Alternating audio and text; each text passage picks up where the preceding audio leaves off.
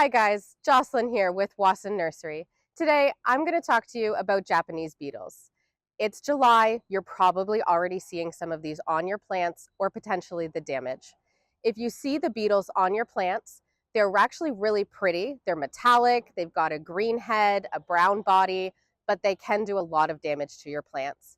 It's mostly considered cosmetic, but when you look at a heavily infested tree, the leaves are going to be skeletonized. They really do a lot of interveinal chewing. So they're going to leave the margins of the leaf and chew between those margins and take out everything between there. A good indicator that you might see Japanese beetles later in the summer is actually in the springtime. You may see a lot of black birds, probably crows, chewing and pecking at your lawn. They're eating the grub stage of the Japanese beetles, which are currently feeding on your grass roots. That'll be a really good indicator that you'll see Japanese beetles eating the rest of your plants later in the summer. You also may notice that at first you only see a few Japanese beetles on a plant, and then a couple of days later you see huge congregations. Japanese beetles are lonely little critters and they don't like to eat alone.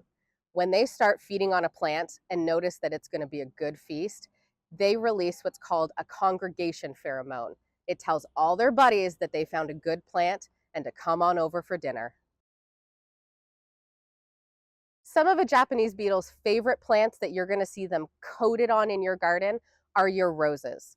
They also really like burgundy-leaved plants, so some Norway maples, a lot of your cherries. You'll see them probably feasting on there first, but to be quite honest, once they're in your yard, they're pretty happy to eat on just about anything.